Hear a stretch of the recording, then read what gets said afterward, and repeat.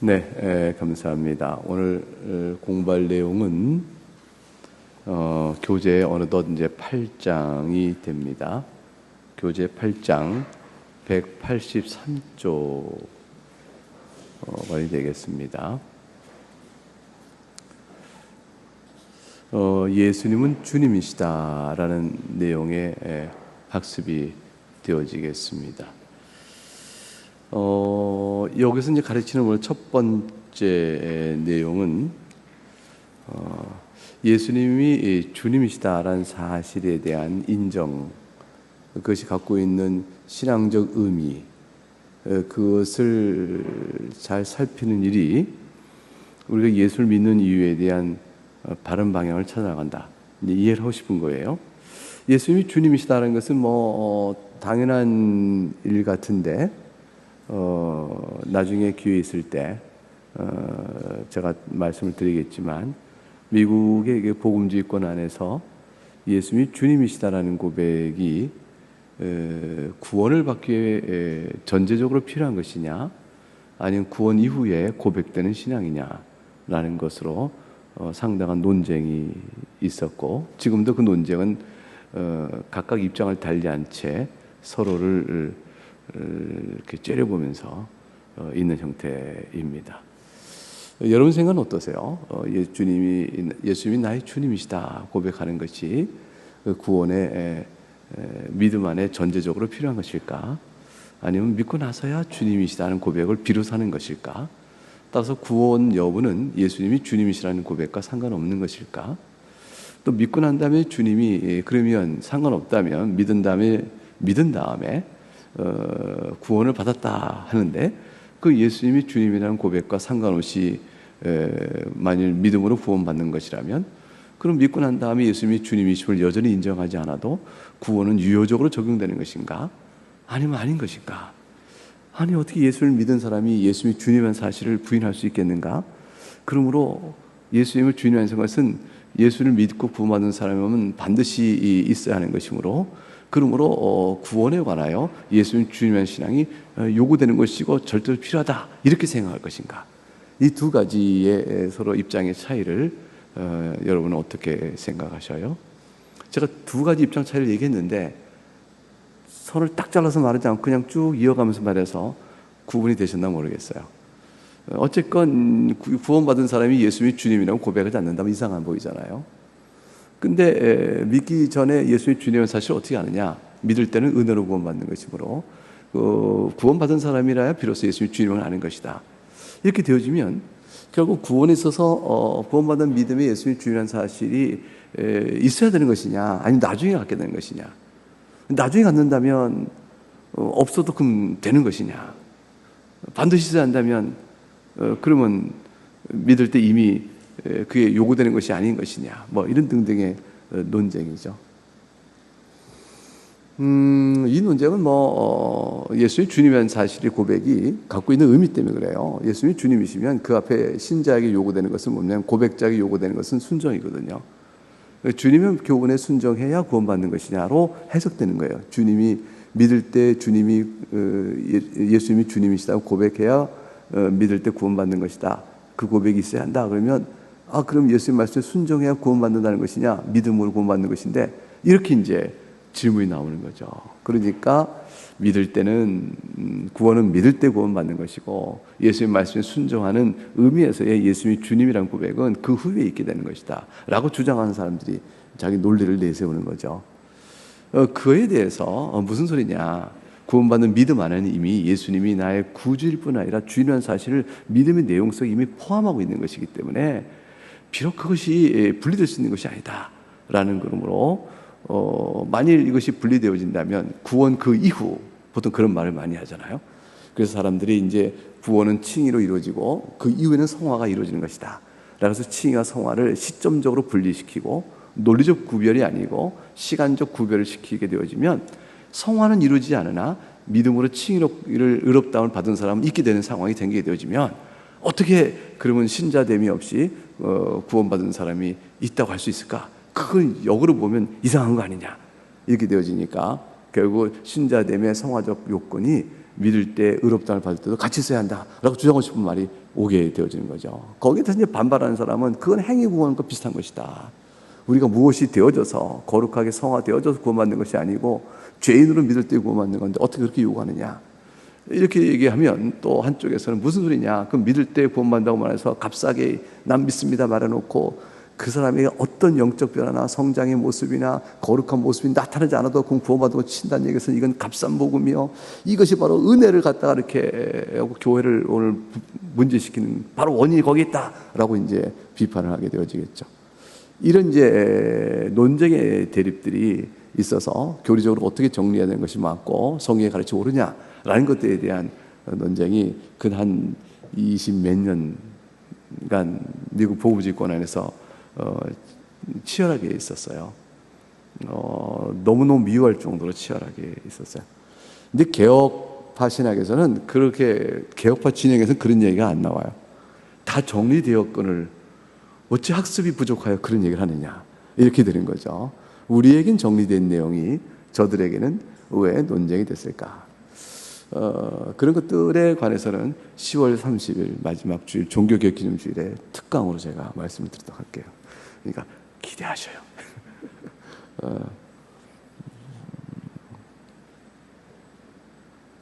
네. 근데 이제 그 예수님이 주님이시다라는 것과 관련된 논제인데, 지금 이 교재에서는 예수님 주님이시다는 이런 제목 하에 그런 논쟁거리를 다루게 생각은 아니에요. 다른 건 아니고, 예수님이 주님이신데, 주님은 왕이시란 뜻이고요. 주님이라는 그 말은 하나님을 가리키는 말이고, 또 왕권적 통치를 가리키니까 예수님이 다스리는 하나님 나라, 그것은 우리에게 신앙에 어떤 의미를 갖는 것이냐라는 것들을 이제 가르쳐주는 내용을 전개해 보겠다, 이제 그런 내용이 되어집니다. 자, 그렇게 되어지면 이제 183쪽 이제 첫 페이지를 열어보면 질문이 이렇게 나오죠. 교회 다니면서 성장했는데 더는 그리스도를 믿지 않겠다는 사람들을 볼 수가 있다. 아니, 교회가 싫어서 안 나가겠다가 아니라 더는 주님을 안 믿겠다, 이건 신앙을 버리겠다는 거죠. 이건 보통 문제가 아니에요. 아니, 왜? 어쩌자고? 그랬더니 처음부터 난 교회 다녔지만 예수를 믿지 않았어, 그래서 교회 다니를 그만두는 거야, 이것이든지, 아니면 교회 다닐 때는 예수 믿는다고 했는데 난 더 이상 예수 믿지 않으면 교회를 안 나가, 신앙이 없어진 것인지, 심각한 문제가 아닐 수 없죠. 근데 그 이유 때문에 그 일은 대개 보면 개인적으로 겪고 있는 어떤 불행 때문이다라고 되어 있어요. 근데 그 불행은 다음과 같은 질문과 맞물려요. 내가 겪고 있는 불행을 생각하니까 예수님이 주님이란 걸 인정하기 어려워. 예수님이 다스린다고 생각할 수가 없어. 만일 예수님이 정말로 왕권적 통치를 한다면 내가 겪는 불행이 있을 수가 없는 거지, 이런 불행을 내가 인정할 수가 없다고 이렇게 되어지는 거예요. 인용된 이제 표현은 뭐냐면, 예수님이 세상을 더 나은 곳으로 만들기 위해 오셨다고 생각했습니다. 그러나 세상은 엉망진창이고요, 엉망진창인 세상의 희생자요 피해자로 내가 지금 내 인생이 이렇게 되어 있다고요. 예수님이 무슨 세상을 더 낫게 만드셨어요? 이거죠. 여러분, 예수님이 세상을 더 나은 세상으로 만들기 위해서 이 땅에 오셨나요? 오셨어요. 그래요, 안 그래요? 그렇죠. 더 나은 세상을 만들려고. 근데 더 나은 세상이란 무슨 세상이냐?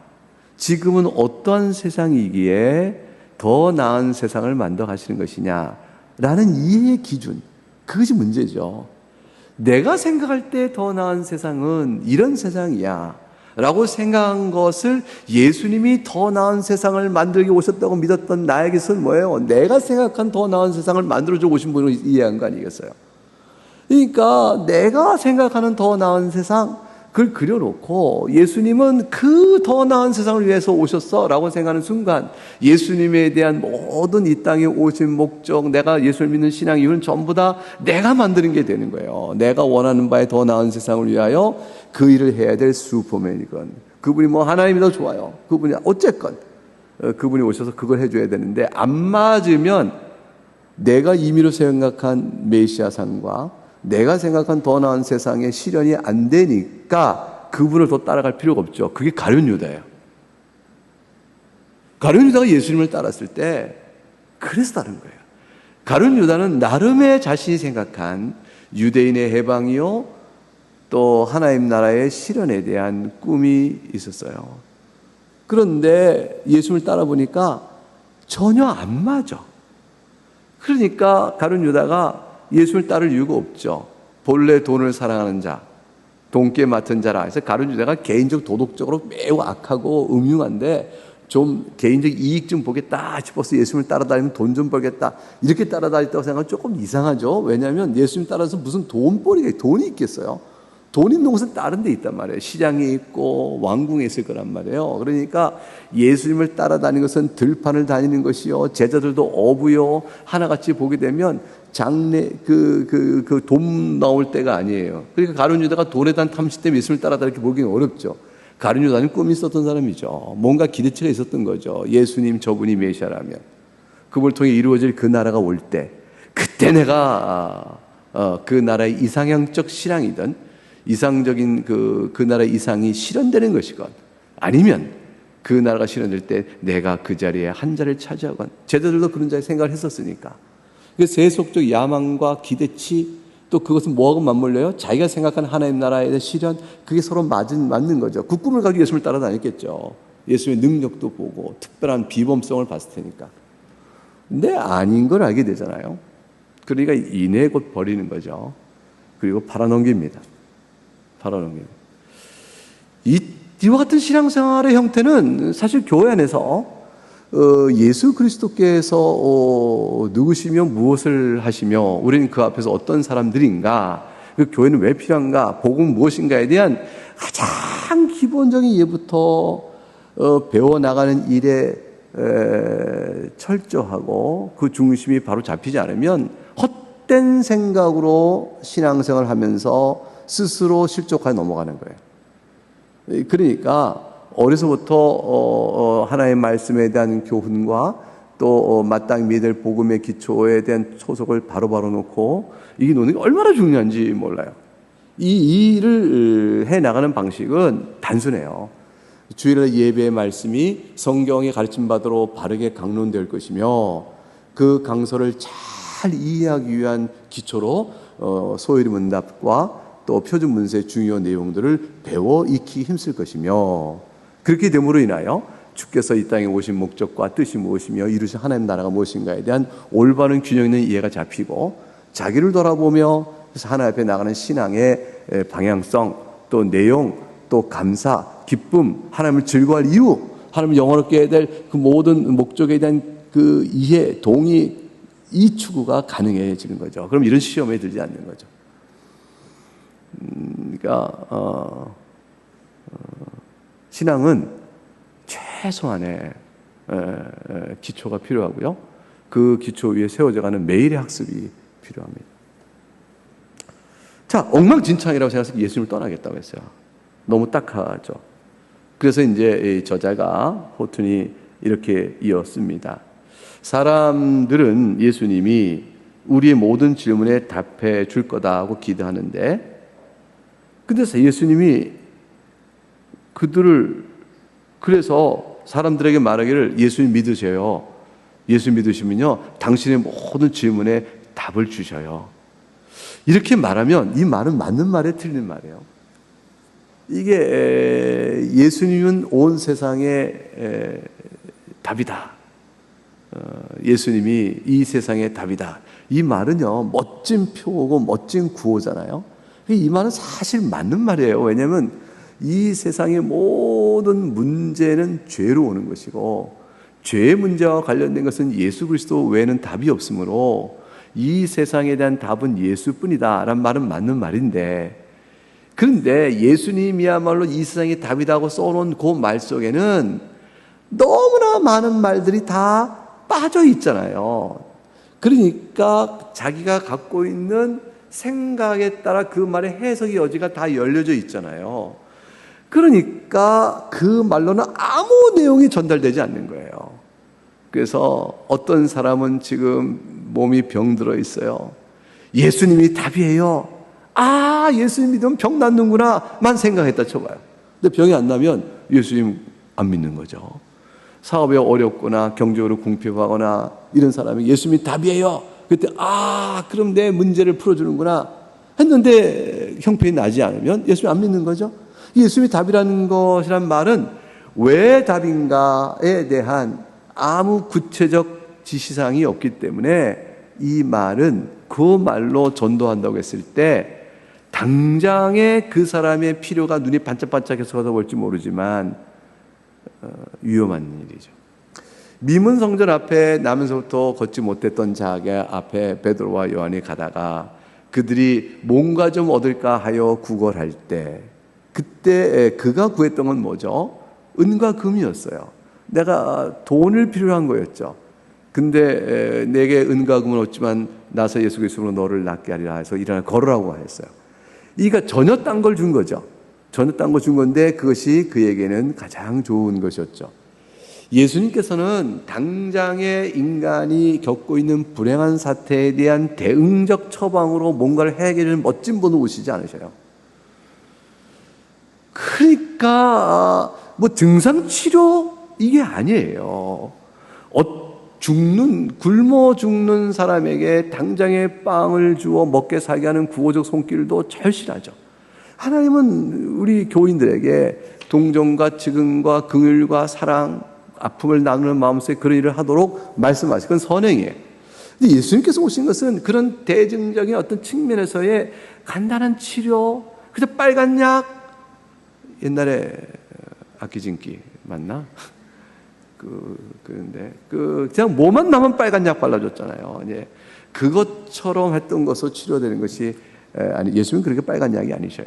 훨씬 더 깊은 이유가 있죠. 따라서 복음을 안다는 것은 그것이 무엇인가 질문에 대한 적절성과 그거에 따른 답들을 찾아가는 일이 중요하다. 이것은 이제 회중이 모이면 이렇게 묻는 거죠. 여러분은 왜 예수님을 믿으십니까? 여러분 왜 예수님만이 여러분에게 있어서 소중한 분입니까? 그 가장 쉽게 말하면 여러분 예수님은 여러분에게 왜 답이 됩니까? 여러분 어떤 문제를 갖고 주님 앞에 나오셨습니까? 이게 이제 부흥사님들은 부흥사 일반화시키는 건 아니고요. 어떤 집회 가면 오늘 여러분 나오신 여러분의 모든 문제가 주 예수 이름으로 해결되길 바랍니다. 그러니까 아멘 아멘 아멘 그래. 근데 여러분의 예수님의 이름으로 여러분 모든 문제가 다 해결되길 바랍니다. 그랬을 때 아멘 아멘 아멘 하는 사람은 다 다른 문제 얘기하고 그러니까 다른 문제. 어떤 문제를 해결되길 바라느냐에 대해서는 각기 자기가 아쉬움과 필요 따라 주님께 매달려 왔던 그 일을 해결되길 바랍니다. 라는 거겠죠. 그렇게 해서 그 다음에 더 이상 얘기가 없으면 그리고 이제 묘하게 흘러가는 거죠. 집회 성격이. 모여 있으나 다 주님을 구하나 각기 구하는 뜻이 다른 거죠. 소리 높여 주께 외치나 각기 소견대로 주 앞에 나가는 것이죠. 이상하죠. 열광적인데 내용은 각기죠. 진리가 작용 안 할 수가 있는 거죠. 그러니까 좀 더 구체적이어야 한다는 거예요. 그러니까 열심은 중요한 것인데 그 열정을 바른 진리 가운데 이끌어갈 수 있도록 가르치는 게 중요하다. 이제 그것이죠. 그래서 밑에도 두 번째 예수님이 대답이다. 라는 자동차 스티커를 붙이고 다니는 이제 전도 문구들이 있었는데 그런데 이제 몇 달이 못 돼요. 불신자들은 뭐가 문제인데? 이렇게 묻게 되는 일이 시작되는 거죠. 도대체 뭐가 문제냐? 그런데 184쪽에 이제 그 답을 찾아가 보는 거죠. 한 예를 들은 거, 성경의 예를 들었는데 엠마오로 가는 제자들을 만나는 사건이 누가복음에 기록되어 있죠. 예수님은 답을 주시기 전에 우리에게 먼저 질문을 하신다. 그 질문을 통해서 예수님이 답이 되신 것을 이제 보여주신다. 이렇게 되어지는 거죠. 184쪽 위에서 자기를 나타내신 예수님의 첫째, 두째 줄 보게 되면 예수님은 우리에게 더 나은 질문을 제기하신다. 우리들이 뭔가 필요로 하는 것들은 다 중요한 거지만 그것들만으로는 피상적이다. 근본적이지 않다는 거예요. 우리가 필요로 하는 그것들을 해결해 주세요라는 것, 그 내면을, 그 이면을 넘어서 근본적으로 우리가 그 필요와 맞물려 주 앞에 구하기 이전에 알아야 될 것, 인생의 근본, 또 그것이 그렇게 되는 일이 더 중요하다라는 거죠. 왜냐하면 하나님께서는요, 우리에게 어떤 상황을 몰아가실 때, 어떤 상황을 또 이끌어 가실 때, 어떤 상황이 두실 때 그 상황 자체에 대한 평안한 육신의 평안을 구하는 것 자체가 목적이어서 그걸 나한테 구하라 하여 그 상황을 주시는 것만은 아니에요. 하나님께서 이스라엘을 광야로 두셨을 때 12정탐꾼의 불순종과 배반으로 인하여 사흘길 걸리는 사흘길 걸리는 그 가나안 땅에 가는 진군의 거리를 왜 광야에 이렇게 두셨을까요? 그 광야에 두시면서 먹고 사는 것이 내 손에 있다라는 것만을 알게 하시려고 할까요? 그보다 훨씬 더 근본적인 질문이 있었거든요. 결국 사람이 산다는 게 뭐냐? 또 불순종에 인한 하나님의 징계는 뭐냐? 또 하나님을 올바르게 섬길 때는 죽는 것 같아도 사는 길이다 라는 내용, 하나님 말씀 앞에 사는 인생인 것을 그들에게 가르쳐 주면서 하나님의 능력이 그들의 시작이요 끝이다, 알파와 오메가는 오직 하나님의 능력과 은혜뿐이라는 사실을 알게 하므로 가나안 땅에 이루어질 하나님 나라에 대한 건설에 모든 경험과 교훈들을 주기 위함이었죠. 훨씬 더 근원적이었던 것이에요. 근데 그들이 빵만을 생각하면 먹을 게 없다 하고 애굽을 바라보게 된 거죠. 애굽이 더 좋은 걸 주거든요. 그들 생각에는. 그러면 뭐 하나님을 떠나고 애굽으로 가는 게 답인 거죠. 이렇게 되어지기 때문에 우리가 하나님께서 우리에게 주신 상황 속에서의 하나님께 묻는 질문은 그 자체에 대한 즉각적 해결이요 대증적인 치유를 넘어서서 이것을 통하여 주님은 나에게 무엇을 말씀하신가에 대한 관점으로 나가야 되니, 피상적으로 해결책을 요구하는 것이 아니라 근본적으로 들어가야 되는 거예요. 근본적으로. 그것이 예수님을 믿는 신앙의 질문과 답이 되어야 하는 것이죠. 근데 우리는 어떠냐? 위에서 넷째 줄, 즉각적인 문제가 당장 해결되길 원하지만 그것이 가장 심오하고 가장 진지한 문제는 아니다라는 것이죠. 겉으로 드러난 징후에만 관심을 드러낸 것은 당장 눈앞에 있는 것이요 육적인 거죠. 외롭다, 나는 버림받았다, 죄책감이 크다, 두렵다, 우울하다, 관계가 깨졌다, 돈의 문제 어렵다, 건강 문제 어렵다, 분명히 현실이지만 이 모든 것들을 해결해 준다고 하여 그 능력인을 찾아가면 무당도 답이 되는 거잖아요. 이것을 해결하겠다고 찾아간다면 약속한다는 헛된 우상들도 답이 되잖아요. 어떤 종교도 답이 될 거려. 이런 것들에 매달리는 어리석은 것이 아니고 이것보다 더 깊고 심각한 문제를 주님은 항상 말씀하신다는 거예요. 오히려 이런 것들은 더 심각하고 근본적인 문제로 이끄시는 수단이 되어져요.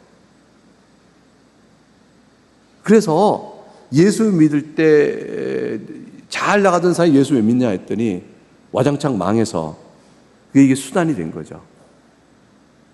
관계가 깨진 상처, 깊은 고름같이 아픈 상처를 겪은 다음에 비로 주님께 나오는 일, 이것도 수단이 된 거죠. 다 이런 것들은 주님 배에 나오는 수단이에요. 노년에 이르러서야 비로소 인생이 기력이 다 빠지니까 인생이 뭔가 싶고 나니까 주님 앞에 나와야겠다. 하나님 그때가 쓰신 거예요. 그때야 각성을 주시는 거죠. 그러니까 그렇게 되어지니까 이 모든 것들 자체를 이끌어 하나님께서는 우리에게 보고자 하신 게 있어요. 이 땅의 행복을 원하느냐? 더 중요한 것이 있는데 영원한 생명이다 라는 거예요. 더 중요한 것이 있으니 영원한 생명이다. 이 땅의 삶은 무가치합니까? 아니에요. 무슨 얘기냐면요, 이 땅에 사는 동안의 행과 불행의 상황이 어떠하든지 영원한 생명을 바라보며 그거를 주고자 하신 주의 뜻과 맞물려 살아가면 불행과 행이 이전과 다른 의미로 다가와요. 상황의 도전이 새롭게 해석되어져요. 그래서 내가 비난도 처할 줄 알고 분한도 처할 줄 아는 거예요. 내가 가난해도 겪어봤고 부할 때도 되어봤지만 다 감당할 만하고 내게 주신 그리스도 안의 능력만이 내가 더 살아남는 고백이 이르는 아주 신앙의 역설이 벌어지는 것이죠. 세상이 감당치 못하는 것이죠. 그래서 그 영원한 생명은 뭐냐? 사망과 지옥의 저주라는 사실로부터의 구원이에요. 이 무서운 일이에요. 영원한 생명은 단지 이 땅에 사는 동안에 이 땅에서 겪는 불행으로부터 이제 모면하고 이제는 평안이 거하소서. 안 믿는 사람도 그러잖아요. 이제 당신이 이제 죽었는데 그곳에서는 평안하세요. 이 땅에서 병들어서 고생하고 죽었으면 거기서는 더 이상 아프지 마시고 평안히 사세요. 이 땅에서 뭐 어떤 어려움을 겪어서 이젠 거기서 평안히 사세요. 이렇게 생각하는 평안을 얘기해요. 아무것도 모른 채 그냥 복을 비는 거죠. 바라는 것을 내걸 뿐인데 그게 아니에요. 이 땅에 사는 불행이 없어지고 더 나은 그것도 없는 것으로서 영원한 생명이 아니고요. 사망과 저주로부터 건진받은 영원한 생명이에요. 그러니까 그냥 이 땅에 살다가 불행에 사는 죽음이 안타까운데 거기 가서 좀 낫게 살아 라는 의미로 끝나는 게 아니라니까요. 이 땅에 사는 인생의 이 문제가 해결되지 않으면, 이게 해결되지 않으면 이 땅의 삶은 부하게 살았건 빈하게 살았건 무서운 일이 남아요. 그게 뭐냐? 사망과 저주예요. 이게 해결 안 되면 이 땅에서 영광을 누리고 영화를 누리고 어떻게 살았건 간에 그 끝은 사망과 저주예요. 거꾸로 얘기하면 이 땅에서 어떤 불행을 살았어도 이 문제가 해결되면 그 끝은 영광이에요. 그러니 근본적인 문제에 대한 이해가 얼마나 중요해요. 이 땅에 어떻게 평안을 얻어 사느냐 매우 중요하고 즉각적이고 아쉽고 정말 필요한 것들이고 귀한 것들이고 복스러운 것이지만 그것 자체로는 이 땅이 끝나는 순간에 의미상실이에요. 그 자체로는 이 땅에 끝나는 순간에 살아남는 의미는 뭐냐면 이 땅에서 그런 상황에서 하나님 나라를 바라보며 영원한 생을 구하며 어떻게 살았지? 삶을 살아온 가치와 방향성, 그것이 남아요. 이제 얼마 안 남았어요. 이제 인생 길이가 우리 가운데 100년 남은 사람 여기 아무도 없으니까 100년, 150세 살까? 160세 살까? 그래서 예수님은 그래서 답이에요.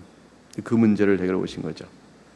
그래서 184쪽에 길을 가던 두 제자에게 나타나셨죠. 제자가 몰랐어요. 예수를 못 봤습니다. 밑에 세 줄 눈이 가려워졌기 때문이죠. 낙심이 있었어요. 주님 물으셨어. 왜 낙심하냐?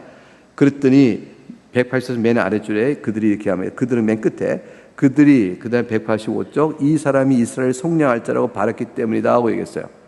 구원을 베풀어 줄 거라는 거죠. 속량했으니까 구원을 베풀어 줄 거 생각한 거예요. 근데 이때 구원은 뭐냐면 로마의 지배로부터의 해방이었던 거죠.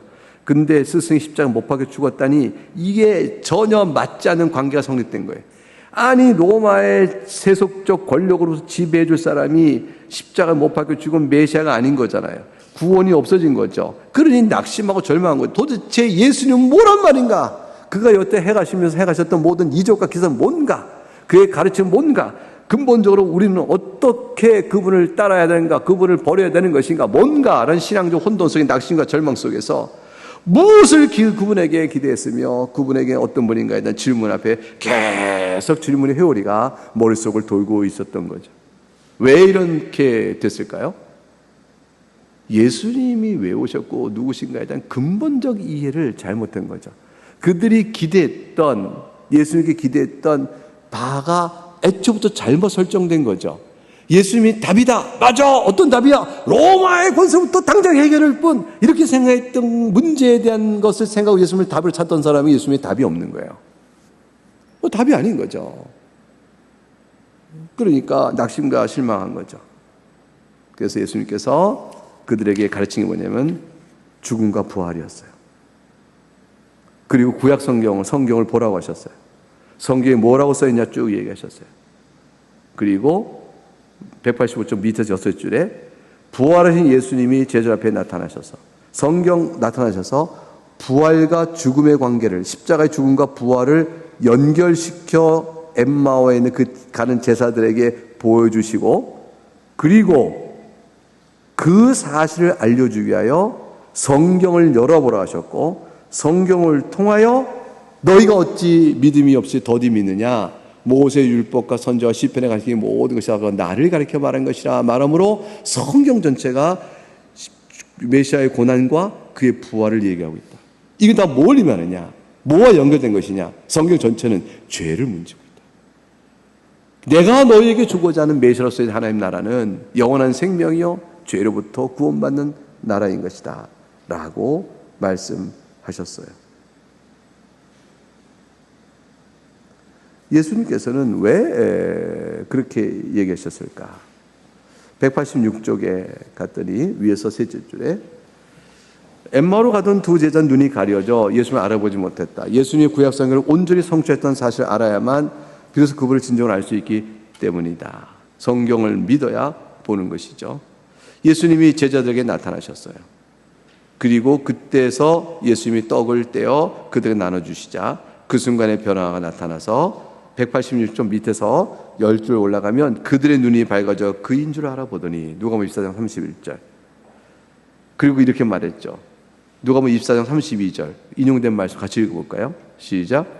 길에서 우리에게 말씀하시고 우리에게 성경을 풀어주실 때에 우리 속에서 마음이 뜨겁지 아니하더냐. 바로 이렇게 제자들이 예수님을 알아본 다음에 이 성경을 풀어주실 때 성경의 말씀의 깨달음으로 마음이 뜨거워진 사실을 간증하는 거죠.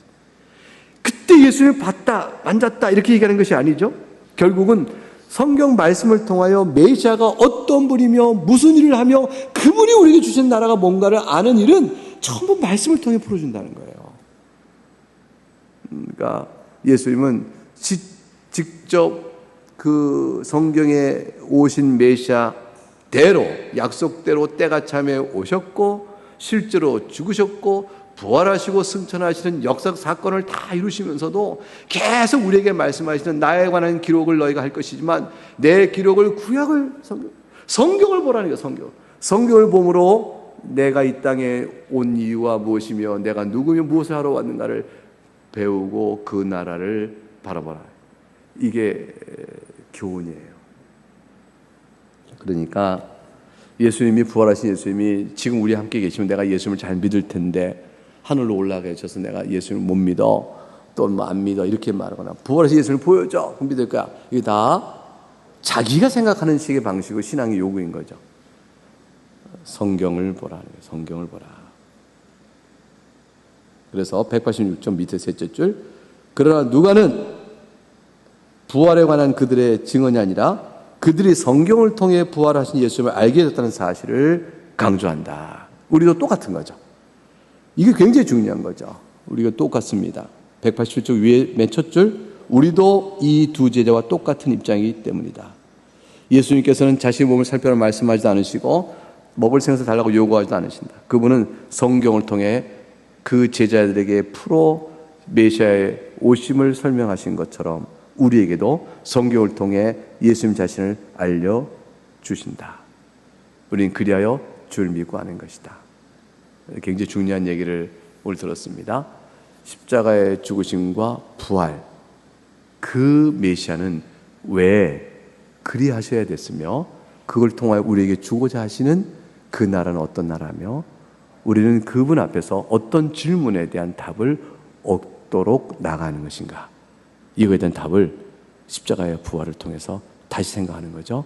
그리고 성경을 통하여 그려지고 가르치고 있는 메시아를 통하여 다시 생각하는 거죠. 그것이 바로 올바른 신앙의 근거예요. 그 모든 걸 결정합니다.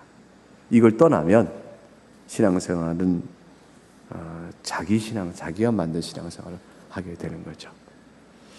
예, 여기까지 하겠습니다. 기도하겠습니다.